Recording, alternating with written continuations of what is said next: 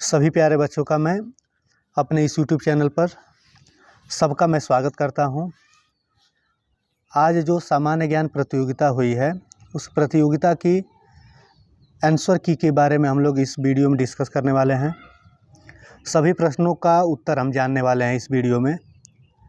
तो हमारे सामने पहला क्वेश्चन दिखाई दे रहा होगा कि मोहनजोदड़ो के उत्खननकर्ता कौन थे। तो हम जानते हैं कि इसका उत्तर ऑप्शन नंबर सी सही होगा, Rakhaldas Banerjee. Option number C जिन बच्चों ने सही किया होगा उनका क्वेश्चन सही होगा। अगला क्वेश्चन है कि पुराणों की संख्या कितनी है। तो पुराणों की संख्या 18 होती है। ऑप्शन नंबर डी हमारा इसका सही है। क्वेश्चन नंबर 3 है, भारत का प्रथम मुगल बादशाह कौन था।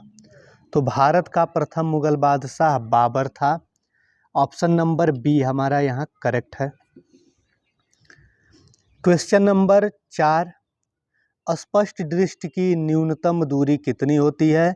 बहुत ही आसान क्वेश्चन था। स्पष्ट दृष्टि की न्यूनतम दूरी 25 सेंटीमीटर होती है। इसका भी बी वाला ही ऑप्शन सही है, करेक्ट है। बी वाला ऑप्शन करेक्ट है। अगला क्वेश्चन है, कौन से रंग का तरंग दैर्ध्य सबसे अधिक होता है।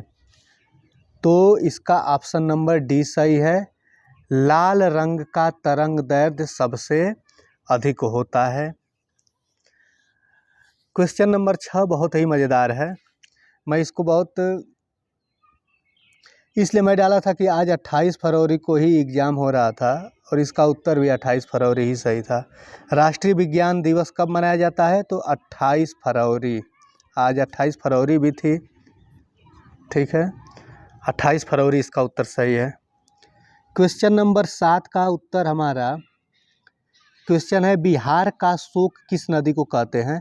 तो बिहार का शोक हम कोसी नदी को कहते हैं। बिहार का शोक कोसी नदी को कहा जाता है। नाथुला दर्रा कहाँ स्थित है। नाथुला दर्रा कहाँ स्थित है। तो नाथुला दर्रा हमारा सिक्किम में स्थित है, यानी ऑप्शन नंबर डी इसका सही है। उसके बाद से 9वां क्वेश्चन है, भारत और पाकिस्तान के बीच अंतर्राष्ट्रीय सीमा का नाम क्या है। क्वेश्चन पूर्ण रूप से थोड़ा सा इसमें मिस्टेक है। भारत और पाकिस्तान के बीच अंतर्राष्ट्रीय सीमा का नाम पूछा हुआ है। तो भारत और पाकिस्तान के बीच अंतर्राष्ट्रीय सीमा का नाम रेड क्लिफ रेखा है। ऑप्शन नंबर सी इसका सही है, करेक्ट आंसर है। अब है क्वेश्चन आपके सामने, क्वेश्चन नंबर 10 है। क्वेश्चन नंबर 10 पूछा हुआ है कि निम्नलिखित में से किस देश का अलिखित संविधान है। तो हम जानते हैं यूनाइटेड किंगडम, यानी जो ऑप्शन नंबर बी है वो सही है, ठीक है। क्वेश्चन नंबर 11 हमारे सामने है, उत्तर प्रदेश में लोकसभा की अधिकतम सीटों की संख्या। बहुत ही आसान क्वेश्चन था। ऑप्शन नंबर सी इसका करेक्ट आंसर होगा। और अब आ जाइए क्वेश्चन नंबर 12 पर। क्वेश्चन नंबर 12 कह रहा है, भारतीय संविधान में प्रारंभ में कितने मौलिक अधिकार दिए गए थे। तो प्रारंभ में हमें पता है 7 मौलिक अधिकार दिए गए थे, यानी ऑप्शन नंबर बी क्या है हमारा करेक्ट आंसर है। इसमें यहाँ पर खाली स्थान में भरना था। भारत एक लोकतांत्रिक देश है, यानी यहाँ लोकतंत्र है, ठीक है। ऑप्शन नंबर सी इसका करेक्ट जवाब है। क्वेश्चन नंबर जो 14 है, राज्यसभा के सदस्य के लिए न्यूनतम आयु, राज्यसभा के सदस्य के लिए न्यूनतम आयु 30 वर्ष होती है। ऑप्शन नंबर सी इसका करेक्ट आंसर होगा। क्वेश्चन नंबर 15 है, विश्व में सबसे बड़ा संविधान किस देश का है। तो विश्व में सबसे बड़ा संविधान किस देश का है। तो जानते हैं हमारी भारत माता, यानी ऑप्शन नंबर ए सही है। भारतीय संविधान का पिता किसको कहा जाता है। तो ये सब लोग इसको करेक्ट किए होंगे, doctor BR Ambedkar, doctor Bhimrao Ambedkar ji. विश्व के सभी संविधानों की जननी कहा जाता है। क्वेश्चन नंबर 17 पूछ रहा है कि विश्व के सभी संविधानों की जननी किसको कहा जाता है? तो विश्व के सभी संविधानों की जननी ब्रिटेन को कहा जाता है। क्वेश्चन नंबर 18 आपके बीच में है, भारत का सबसे उत्तरी राज्य है। तो भारत का सबसे उत्तरी राज्य पूछा हुआ है। अगर केंद्र शासित प्रदेश रहता तो लद्दाख को हम लोग लगाते, लेकिन ये राज्य पूछा हुआ है तो इसका करेक्ट आंसर हो जाएगा हिमाचल प्रदेश। उसके बाद से क्वेश्चन नंबर 19 है, विश्व पर्यावरण दिवस मनाया जाता है। तो विश्व पर्यावरण दिवस हम लोग जानते हैं, बहुत आसान क्वेश्चन है, 5 जून को मनाया जाता है। अब अगला क्वेश्चन है, भारत में सर्वाधिक वनों वाला राज्य कौन सा है? तो सबसे ज़्यादा वन कहाँ पाए जाते हैं? मध्य प्रदेश में। ऑप्शन नंबर ए सही है इसका करेक्ट आंसर। अब अगले क्वेश्चन पर चलते हैं। क्वेश्चन नंबर अब आपके बीच में आ गया 21, दिखाई दे रहा होगा आपको। क्वेश्चन नंबर 21 कह रहा है, कर्क रेखा नहीं गुजरती है। कर्क रेखा नहीं गुजरती है तो इसका करेक्ट आंसर हो जाएगा उड़ीसा से नहीं होकर कर्क रेखा जाती है। ठीक है। भारत में पहली बोलती फिल्म थी। तो भारत में पहली बोलती फिल्म का नाम था Alam Ara. Option number B इसका करेक्ट आंसर है। ठीक है। अब अगले प्रश्न पर हम लोग चलते हैं। अगला प्रश्न है, नोबेल पुरस्कार प्रतिवर्ष कहाँ बांटे जाते हैं? तो स्टॉकहोम में, यानी ऑप्शन नंबर बी इसका करेक्ट आंसर है। अब आ गया हमारे सामने क्वेश्चन नंबर 24, भारत रत्न पुरस्कार प्राप्त करने वाली प्रथम महिला तो हमारी श्रीमती इंदिरा गांधी जी थी। ऑप्शन नंबर बी इसका करेक्ट जवाब है। क्वेश्चन नंबर 25 है आपके सामने, क्षेत्रफल की दृष्टि से भारत विश्व में कौन से स्थान पर है? तो क्षेत्रफल की दृष्टि से भारत 7वें स्थान पर है। फिर यहाँ पर सेकंड क्वेश्चन है 26 नंबर का, जनसंख्या की दृष्टि से भारत विश्व में कौन से स्थान पर है? तो भारत विश्व में जनसंख्या के दृष्टि से दूसरे स्थान पर है। अगला क्वेश्चन है, वन महोत्सव किससे संबंधित है? तो वन महोत्सव हमारा ऑप्शन नंबर 20 का करेक्ट जवाब था, पेड़ लगाने से संबंधित हमारा वन महोत्सव है। उसके बाद से अगला क्वेश्चन है, भारत देश में सबसे छोटी तट रेखा वाला राज्य कौन सा है? तो हमारा गोवा हो जाएगा। ऑप्शन नंबर डी इसका करेक्ट है। उसके बाद से क्वेश्चन नंबर 29, झूलती मीनारों वाली एक मस्जिद भारत के किस शहर में स्थित है? तो भारत के अहमदाबाद में झूलती मीनारों वाली एक मस्जिद स्थित है। भारत की प्रथम महिला मुख्यमंत्री कौन थी? तो भारत की प्रथम महिला मुख्यमंत्री सुचेता कृपलानी थी। बहुत लोग कंफ्यूज हो रहे थे, तो ये उत्तर प्रदेश के लिए भी हैं और पूरे भारत में भी महिला में अगर कोई मुख्यमंत्री सर्वप्रथम बना तो सुचेता कृपलानी जी बनी। चलिए अगले क्वेश्चन पर हम लोग चलते हैं। अगला क्वेश्चन आपके बीच में है, आँखों का तारा होना मुहावरे का अर्थ बताना था। ये बहुत आसान था, इसका आंसर हो जाएगा ऑप्शन नंबर सी, बहुत प्रिय होना। अब क्वेश्चन नंबर 32 है, फल का पर्यायवाची पूछा हुआ है। तो फल का पर्यायवाची होगा परिणाम। परिणाम आपको मिलेगा, आप जब आंसर की देख लेंगे तो आपका फल मिलेगा, यानी परिणाम मिलेगा जो आप पेपर में हल किए होंगे। बगीचा का पर्यायवाची शब्द होता है। तो बगीचा का पर्यायवाची शब्द होता है आराम। Option number C is correct answer. C हमारा करेक्ट आंसर है। क्वेश्चन नंबर 34 है, झगड़ा लगाने वाला मनुष्य के लिए एक शब्द लिखना था, यानी अनेक शब्द के लिए एक शब्द था। तो इसका करेक्ट आंसर हो जाएगा नारद। नारद जी देखे ना, आप लोग देखे होंगे टीवी सीरियल में, हमेशा झगड़ा लगाते रहते हैं। ठीक है। आगे चलते हैं, क्वेश्चन नंबर 35 पर चलते हैं। जो सब कुछ जानता है के लिए उपयुक्त शब्द है।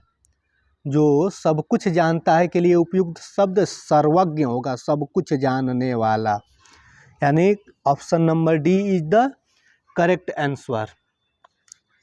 अब क्या लिखा हुआ है, क्वेश्चन नंबर 36, महर्षि में कौन सी संधि है।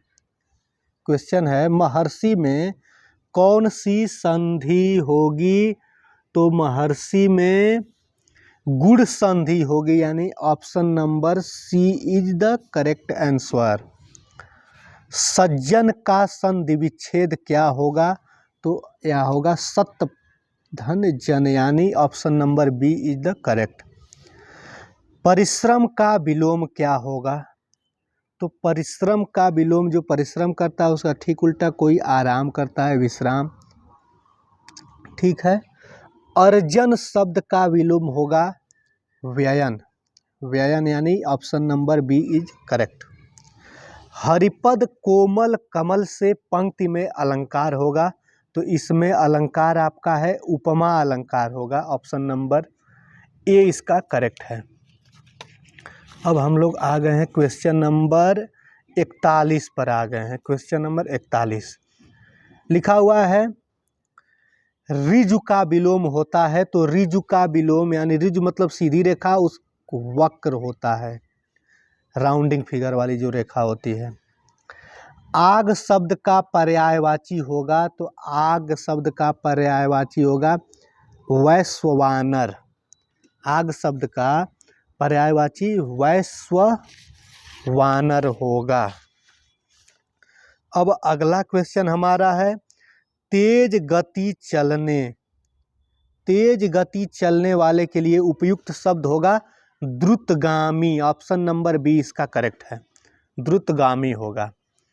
अब क्वेश्चन नंबर 44 है, स्नातक की पढ़ाई के लिए शुद्ध अंग्रेजी शब्द, मतलब स्नातक का ये करेक्ट आंसर इसका ग्रेजुएशन की अंग्रेजी सही है, ये वाला ऑप्शन सही है आपका।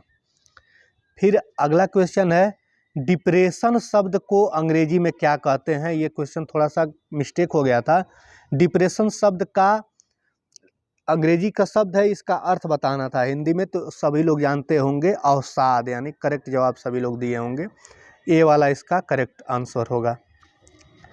सबसे छोटी प्राकृतिक संख्या कौन सी है, तो सबसे छोटी प्राकृतिक संख्या हमारा ऑप्शन नंबर डी यानी 1 होती है। 10, 20 तथा 30 का लघुत्तम समापवर्त बताइए, तो लघुत्तम समापवर्त मैं पढ़ाया भी था अपने क्लास में, सब लोगों को आसान लगा होगा, इसका 60 आंसर आएगा, ठीक है। उसके बाद से लिखा हुआ है खाली स्थान दिया हुआ है, पूछा है विषम संख्या यानी ऑड नंबर नहीं है, तो 523 भी ऑड नंबर है, 257 भी ऑड नंबर है, 109 भी ऑड नंबर नहीं, कौन है, सी वाला ऑप्शन सही होगा इसका। क्वेश्चन नंबर 49 यानी 49 नंबर का लिखा हुआ है 25,407 में 5 के अंकित मान तथा 4 के जाति मान का गुणनफल बताइए, तो अंकित मान भी संख्या का वही होता है और जाति मान भी वही होता है, यानी 5 का अंकित मान 5 होगा, 4 का जाति मान 4 होगा, 5 और 4 का गुणा कर देंगे कितना आ जाएगा, गुणनफल मतलब गुणा करने पे यानी 20 आ जाएगा, option number B is correct answer.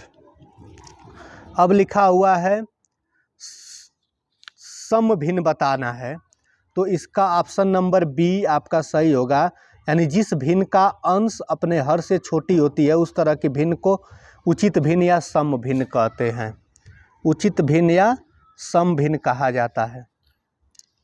अगला क्वेश्चन है,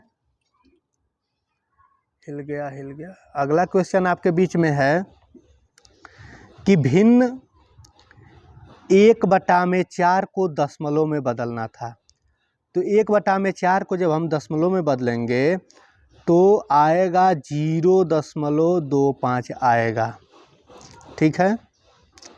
अगला क्वेश्चन लिखा हुआ है कि 0.5 को साधारण भिन्न में बदलना था, तो 0.5 को जब साधारण भिन्न में बदलेंगे तो आएगा इसका उत्तर 1/2 आएगा। 1/5 को प्रतिशत में बदलना था, तो 1/5 गुणे 100 यानी 20% आ जाएगा। सीधा सीधा ऑप्शन नंबर ए सही है। 40% को भी में बदलना है तो 40 में 100 से भाग दे देंगे, कितना आ जाएगा 2/5 हमारा आएगा, यानी option number D is the correct answer. 5 आदमी किसी काम को 20 दिन में कर सकते हैं तो 20 आदमी उसी कार्य को कितने दिन में समाप्त कर सकते हैं? तो 20 आदमी उस कार्य को कितने दिन में समाप्त करेंगे? तो 5 दिन में समाप्त कर लेंगे। अब आ गया क्वेश्चन नंबर 56। एक तस्वीर को देखकर पुष्पा ने कहा, इस आदमी की पत्नी लक्ष्मी मेरी बेटी की बुआ की माँ है। पुष्पा लक्ष्मी से कैसे संबंधित है? तो इस प्रश्न का उत्तर हो जाएगा ऑप्शन नंबर डी सही हो जाएगा, बहू इस प्रश्न का उत्तर होगा। क्वेश्चन नंबर 57 देखिए, निम्न विकल्पों में से विषम शब्द चुनिए। विषम शब्द चुनना है। अध्यापक का कुछ अर्थ दिख रहा है, वकील, रसोइया, लेकिन न्यान शब्द का ये अलग है। न्यान शब्द का कुछ अर्थ नहीं यहाँ पर मालूम है। निम्न विकल्पों में से विषम शब्द चुनना है। गौरैया है, कबूतर है, कौआ है और मक्खी साफ साफ दिखाई दे रहा होगा, सभी लोग सही लगाए होंगे। 56 का डी वाला ऑप्शन सही होगा। अब अगले प्रश्न पर हम लोग चलते हैं। अगला प्रश्न हमारा है 59 नंबर। एक वर्ष के, और यहाँ खाली स्थान है, महीनों में 30 दिन होते हैं, यानी एक वर्ष में कितने महीनों में 30 दिन होते हैं? तो हम जानते हैं कि 4 महीने ऐसे होते हैं, 4 महीने ऐसे होते हैं जिनमें 30 दिन होता है, दिनों की संख्या 30 होती है। क्वेश्चन नंबर 60 है, एक घड़ी में घंटे की सुई 12 घंटे में कितना कोण घूमती है? तो टोटल 360 डिग्री घूमेगी। ठीक है, 360 डिग्री घूमेगी। आंसर की सभी मैं आपको दे चुका हूँ, बता चुका हूँ। अगर आंसर की में कोई समस्या है, किसी भी प्रकार की दिक्कत है, तो आपको जो मैं पेपर दिया हूँ तो वहाँ पर मैं अपना नंबर भी, mobile number, WhatsApp number mention किया हूँ। उस पर आप सभी लोग डिस्कस हमसे कर सकते हैं कि हाँ सर इस प्रश्न का उत्तर सही है या गलत है। इस चीज़ को डिस्कस आप लोग हमसे कर सकते हैं। ठीक है, और आप सभी लोगों को मेरे चैनल के बारे में तो पता ही होगा कि इस चैनल पर गणित विषय को बिल्कुल ही 0 लेवल से, यानी मेरा प्रयास रहेगा कि जिन बच्चों को मैथ बिल्कुल नहीं आती है उन सभी बच्चों को मैं साथ लेकर और उन सभी बच्चों को मैं गणित को सिखाने का प्रयास कर रहा हूँ। ठीक है, तो चलिए, धन्यवाद।